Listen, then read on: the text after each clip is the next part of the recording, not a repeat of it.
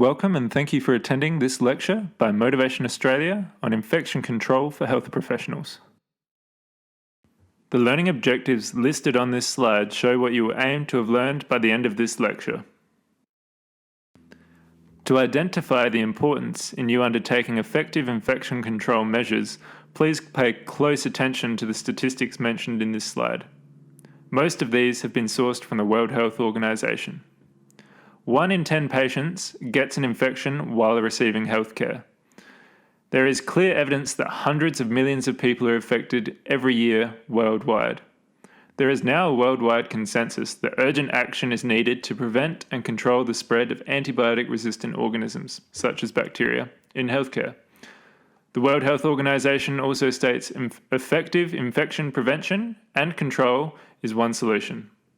In Europe alone, hospital-acquired infection accounts for around 25 million extra days of hospital stay and a corresponding economic burden of 13 to 24 billion euros each year. In the United States, hospital-acquired infection accounts for 99,000 deaths each year, and potentially many more could be related.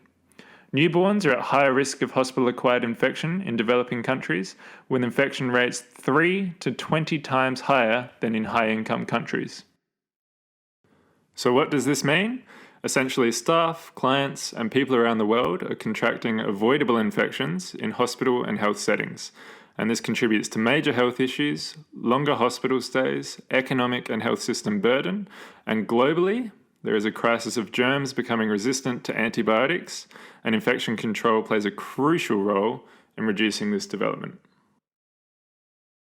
So building on that last point, some bacteria, viruses, parasites, and other organisms change in response to the use of medicines, and these bacteria become resistant to medication and are difficult to treat. In some cases, these are referred to as superbugs. So if we look at the picture down the bottom, we can imagine germs and antibiotics fighting one another. If we think about this, each time they fight, it can be viewed somewhat as training. So they're practicing in this fight, and the more they're able to train, the stronger they are able to get. And some of these bugs are then what we refer to as superbugs, and they're in fact sometimes winning the fight against antibiotics. So pneumonia, tuberculosis, gonorrhea, and salmonellosis are examples of conditions becoming more difficult to treat as antibiotics become less effective. This leading to antibiotic resistance leads to longer hospital stays, higher medical costs, and increased mortality. So the more infection we can avoid, the less often we will need to use antibiotics, and the less training these bacteria will have to become resistant to antibiotics. So to build on that, most of modern medicine is dependent on the use of antibiotics. For example, a small cut could lead to a life-threatening infection if antibiotics were not available. And furthermore, many procedures and surgeries would not be achievable if antibiotics were not effective. So this helps to explain why at the start of this we mentioned why there is now a worldwide consensus that urgent action is needed to prevent and control the spread of antibiotic-resistant organisms or germs, with infection control and prevention being one solution. So what is infection? Infection is the invasion and multiplication of microorganisms, or again germs, such as bacteria, viruses, and parasites that are not normally present in the body.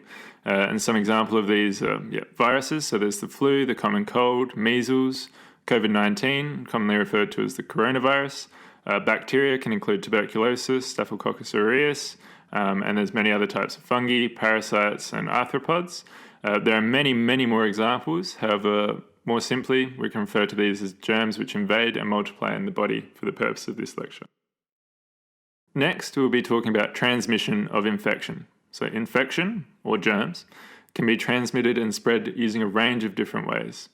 To classify these ways simply, we can say that they transmit either directly or indirectly.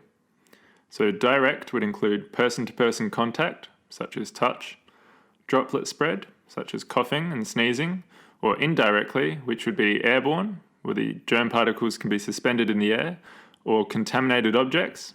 If you touch a pen, doorknob, medical equipment throughout the day, this is a contaminated object. Food, improperly handled or prepared. And there is also vector-borne, which would be mosquitoes, fleas, and ticks. You will notice that for almost all of these examples, the germs are very dependent on people for how they are able to spread. The basis of good infection control in the workplace is to assume that everyone is potentially infectious. Any healthcare worker, caregiver, or person involved in direct or indirect client care needs to be concerned about hand hygiene and should be able to perform it correctly and at the right time.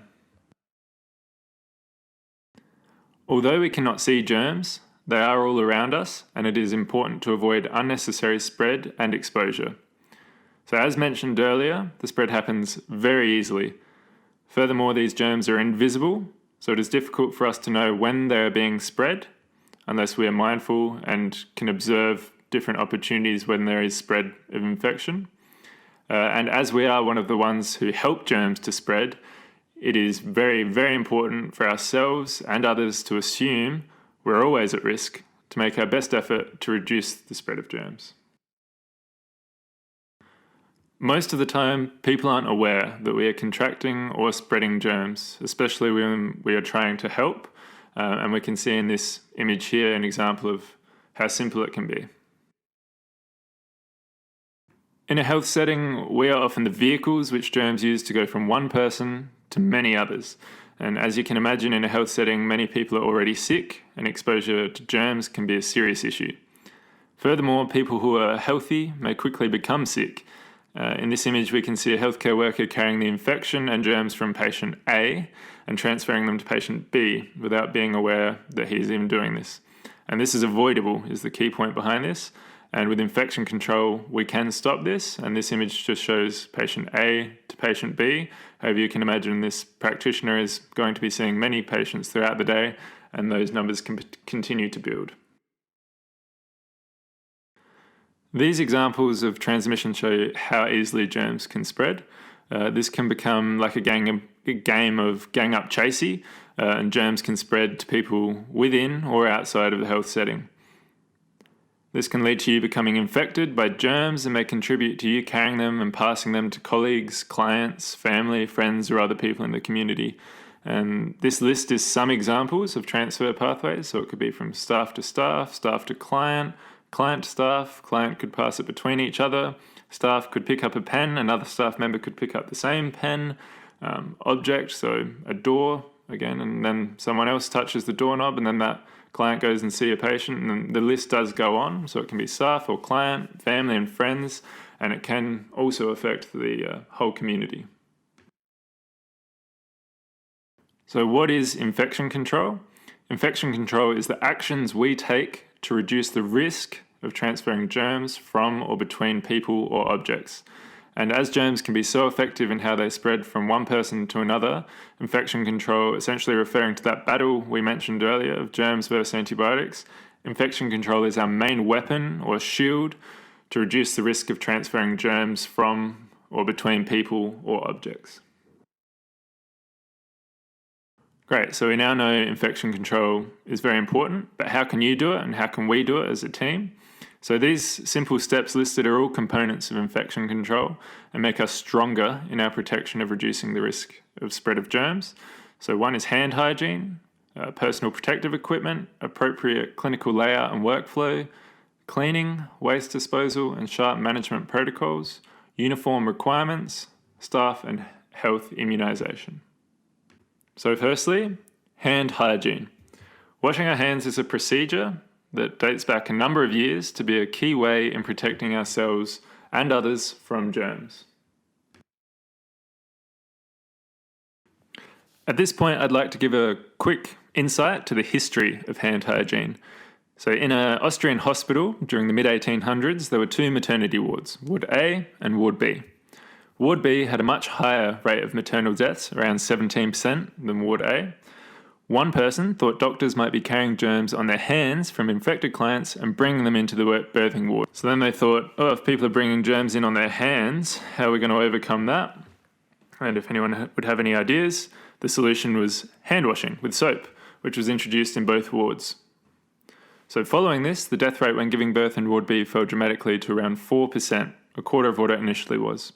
With ongoing hand washing, it continued to remain low. Ward A also had a reduced maternal death rate. So this was one of the first recorded bits of evidence showing the impact of hand hygiene and the lives it can save. The outcome of introducing hand washing meant more children were able to grow up with their mothers alive, and that is a reduced amount of mothers dying, an avoidable death, simply by health practitioners washing their hands. Hand hygiene. What is it?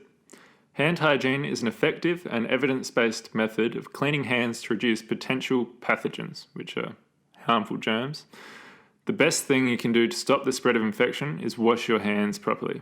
It sounds too simple, however, soap is a very powerful tool. So hand hygiene is more than simply washing the hands, but also ongoing maintenance and care to keep hands clean and infection-free throughout the day. The World Health Organization has stated effective hand hygiene is the single most important strategy in preventing healthcare-associated infections. So the best thing you can do is wash your hands properly. Soap can act to break down viruses and bacteria, and with mechanical washing, they can be washed away off your hands.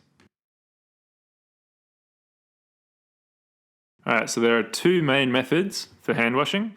One is alcohol rub, or two, soap hand wash. And sometimes we wonder how we know when to use which one. Alcohol gel or soap. Use alcohol gel when your hands are not visibly dirty, so it is faster, more effective, and better for your hands than washing with soap and water. However, you should use soap when your hands are visibly dirty, so if they have blood or bodily fluids after using the toilet, or basically any time you can see that your hands are dirty, hand wash with soap. So to do hand hygiene is one thing, but to do it properly is another thing. So a good way to maintain hand hygiene properly is to act as if you've just cut some hot and spicy chili, whatever your favourite chilies are, red chili, green chili, jalapeno, so you take your pick. Now with your hands, you must put your contact lenses in your eye, such as in the picture on the bottom right there. So first you're allowed to wash your hands, but just consider this basically is the standard of washing, which will help you to make sure you remove germs. And obviously to do that, you're going to want to make sure you're washing your hands properly. So this table is a step-by-step guide of the process required to do hand rub using alcohol gel. And this process should take at least 20 to 30 seconds. And note, if your hands are visibly soiled, again, or visibly dirty, you should be using hand wash technique using soap. So I want you to do these step by step with me while you're watching the slide, and if you have someone presenting with you, be ready because you'll likely have to do a practical test of this at the end, so it's a good time to get it down pat now. So step one is you apply a palmful of the alcohol gel into a cupped hand, and then step two, rub the hands palm to palm. Step three, that's your right hand on the back of your left hand, and you interlace your fingers so they rub through each other and the back of the hand. And then do the same with the left hand over the top of the right. Put your hands together as if you've finished clapping, and then put your fingers so that they go through each other as well, and simply go up and down as if you're washing between each of your fingers. Step five, picture as if you're grabbing both hands with the fingers overlapping one another, and then you're going up and back to make sure the palms of both hands are able to rub onto the back of the fingers. Step six, grab your left thumb with your right hand and just rotate around, and then swap with your left hand to hold your right thumb. Step seven, it's essentially rubbing the backs of your fingers, the ends of your fingers, in the palm of each hand. And then once you've completed that, the final step is once dry, your hands are safe. So next is the step-by-step guide for the process required to properly wash your hands using soap. So it's quite similar, although there are small changes. For example, the duration to complete this procedure should be 40 to 60 seconds. So if we go through this one step by step as well. So first, wet your hands with water. And after you've done that, then you apply enough soap to cover your hands at the surface. And then step two, rub the palms of the hands, same as the last one. Step three, again, your right hand over the back of your left hand with your fingers interlocked, and then do it with the other hand. Step four, palm to palm with fingers interlaced. Step five, backs of fingers to opposing palms with fingers interlocked. Step six, rotational rubbing of left thumb clasped in right palm and vice versa. Step seven, rotational rubbing backwards and forwards with clasped fingers of the right hand in the left palm and vice versa. And then step 8, rinse your hands with water. Step 9, dry hands thoroughly with a single-use towel. Step 10, use towel to turn off the tap. So make sure you're still holding the tap, as if you were to touch the tap again, you'd be contaminating your hands all over again. And step 11, your hands are now safe. And I like this image here, as this image highlights the areas which can be missed by many people when they are washing their hands without using proper technique. As you can see, many parts of the hands which people may not clean as much as they think when washing their hands without using proper technique. So on the left it's sometimes missed, and on the right it's often missed. And if you put them both together, you can see you're missing a lot more of your hands than you would think if you're not using proper technique. And before we go forward, just while we're on that topic, if you answer in your head, how many times do you wash your hands per day? And that can be while at work or not at work as well. So I'll give you a little bit of time to come up with an answer. And then, did you know that healthcare providers might need to clean their hands as many as 100 times per 12-hour shift? So wearing gloves is not a substitute for washing your hands or cleaning your hands. And many germs that cause healthcare associated infections are spread by people's actions. And on this slide here, we have a short video demonstrating the impact of hand hygiene and comparing a quick wash to proper hand washing technique.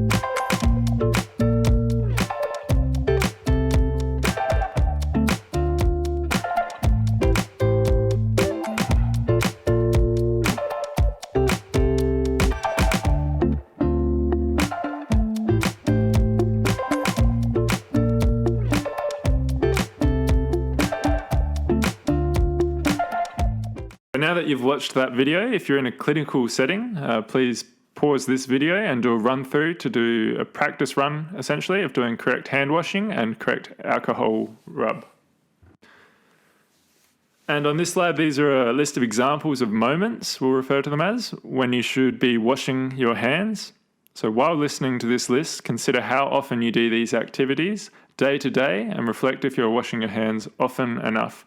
So examples of times to do this before these activities to wash your hands would be before starting work, before entering the treatment room, before putting on gloves, contact with clients, touching curtains, touching medical equipment, eating, using toilet facilities, and after, so after direct contact with body secretion, after handling objects, removing gloves, contact with wounds, emptying drainage bags, fitting or touching a mask, personal hygiene after toileting, blowing the nose, smoking, touching your face, finishing work, eating, and there's many more examples than these. These are just some examples of times to wash your hands before and after these activities.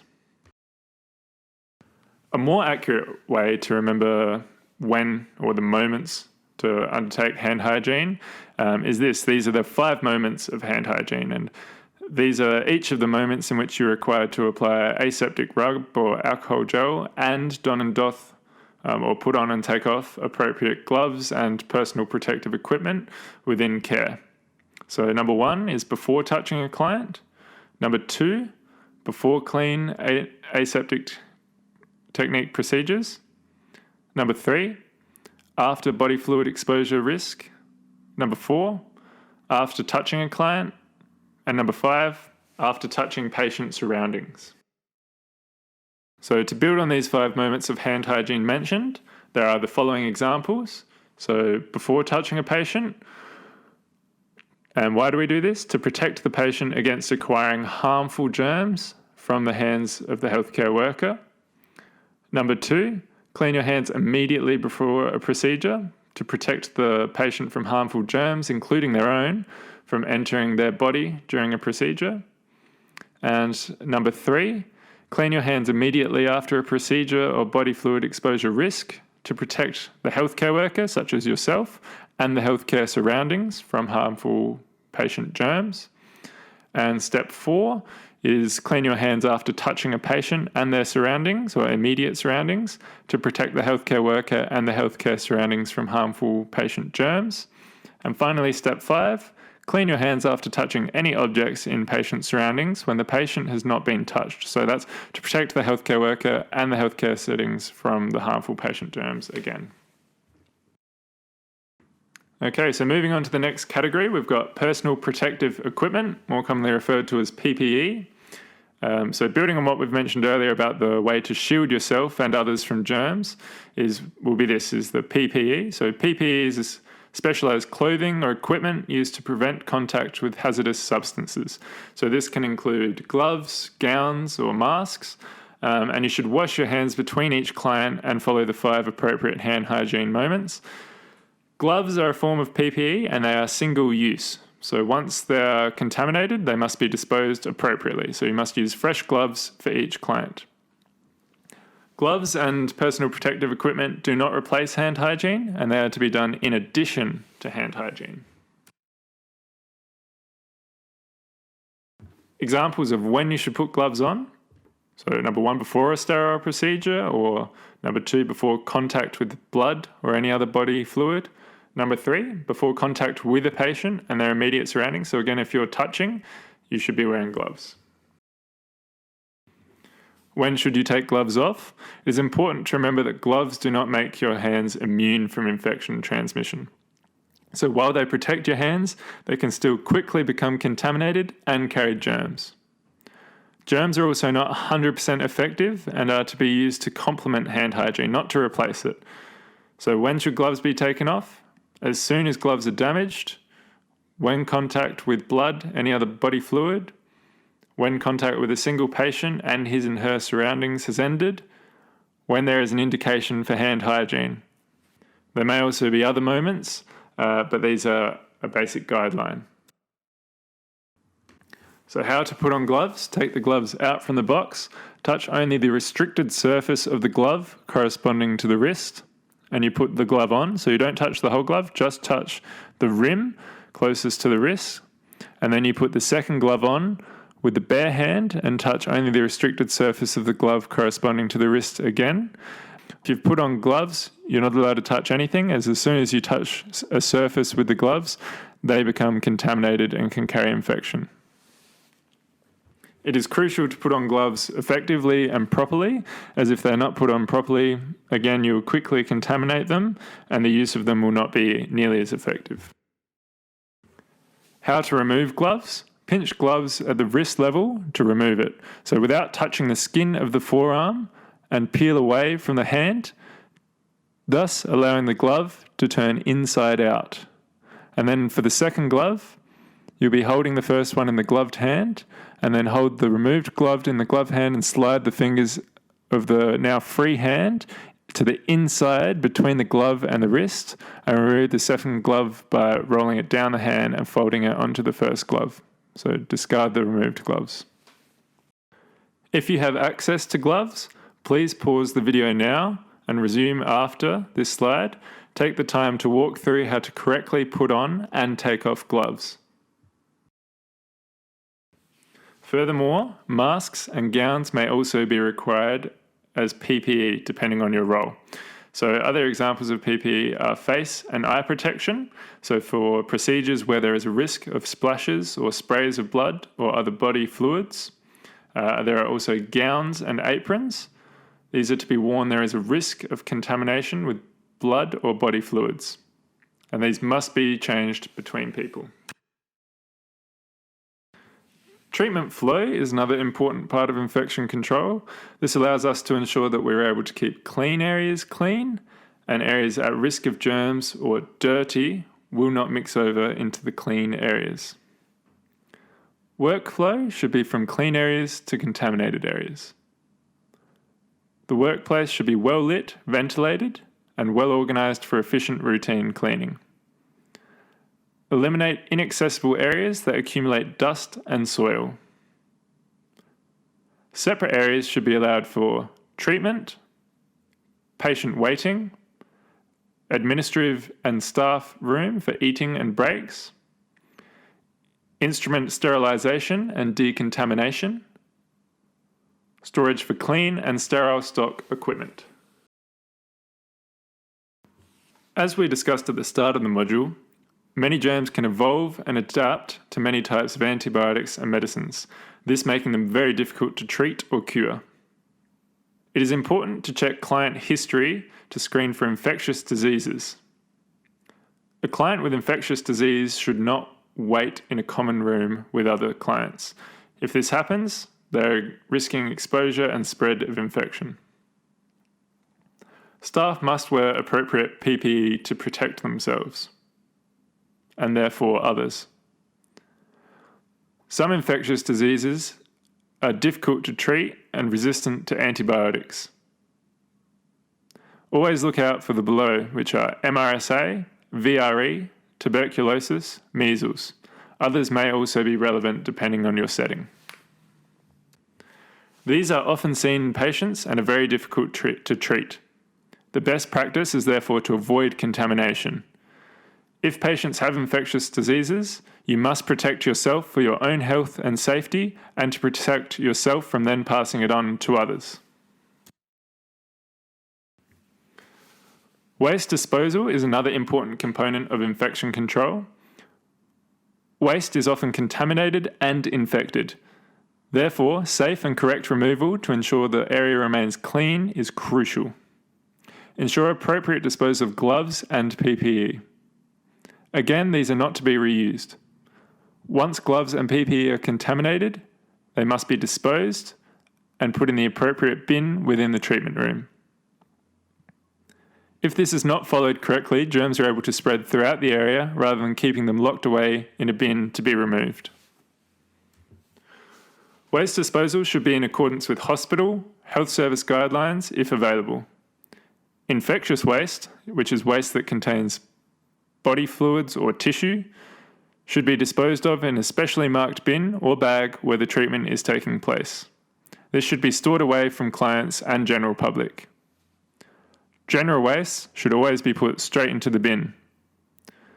This bin should not contain sharps or anything that is covered in blood or other body fluids or tissue. Cleaning is another crucial component of infection control. Ensure at the start and end of every day appropriate cleaning tasks and duties are completed.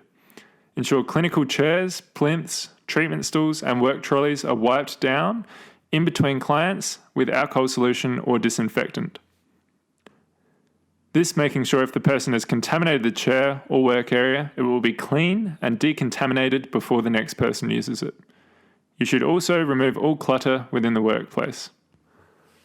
Behaviour. There are some simple behaviour changes we can follow to further reduce the spread of infection. For example, coughing into elbow, arms, or tissue. If you are sick or not well, please do not come into work. Before and after shaking anyone's hand, please practice appropriate hand hygiene. Use hand hygiene protocol effectively throughout each day. Currently, during COVID-19 social distancing, there is to be no shaking of hands and people must keep social distancing where possible. Uniform is a simple and important part of infection control. This is to ensure clothing, accessories, or other items don't increase the risk of germ contamination or transmission. These uniform requirements are crucial in reducing the spread of infection to protect yourself and others. Examples include hand care. Small cuts should be covered with a dressing so hand hygiene can continue. Jewellery.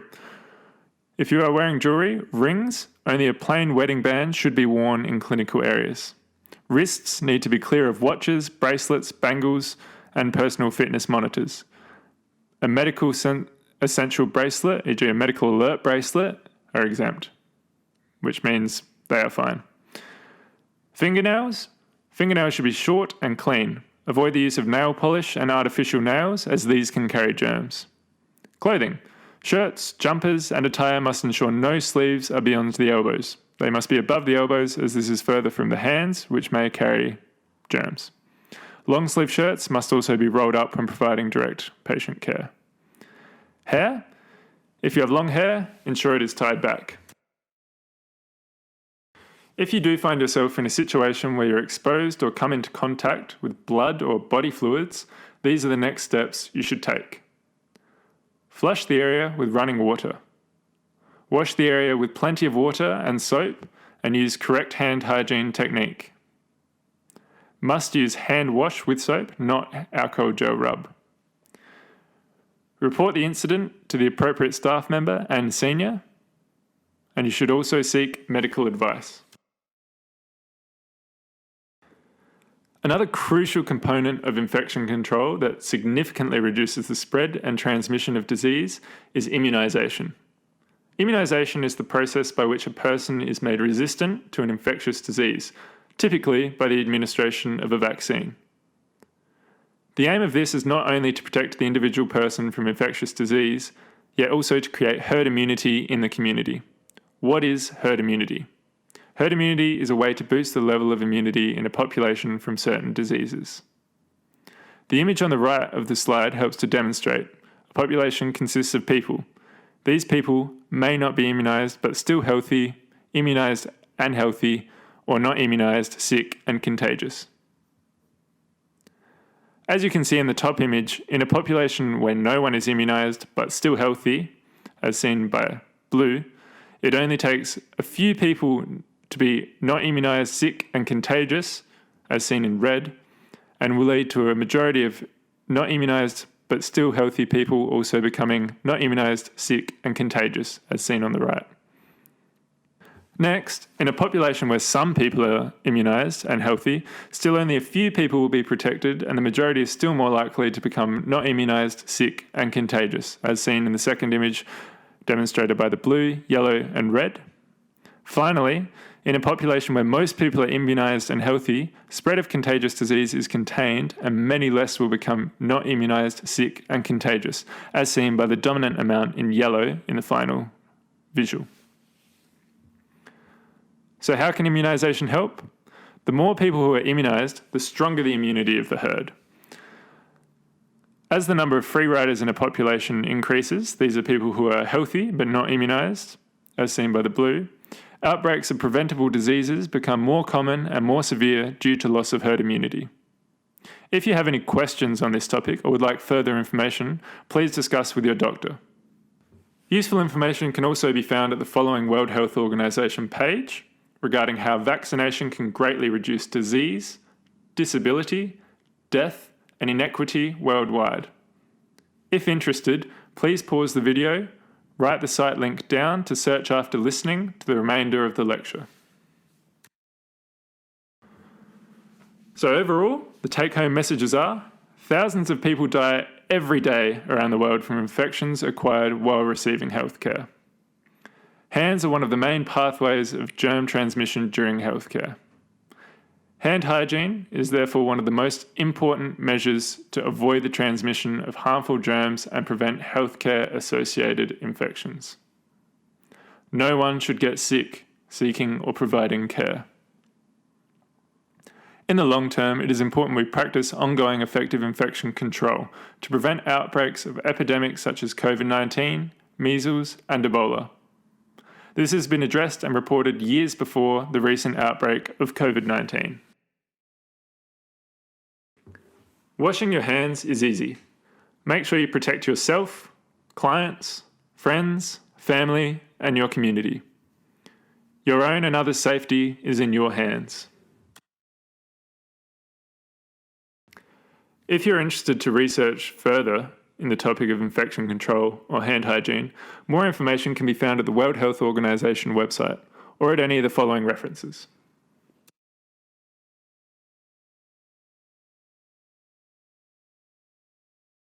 I hope you have enjoyed this topic and thank you for listening to this lecture on infection control. We would also like to thank all of those involved in the development of this lecture.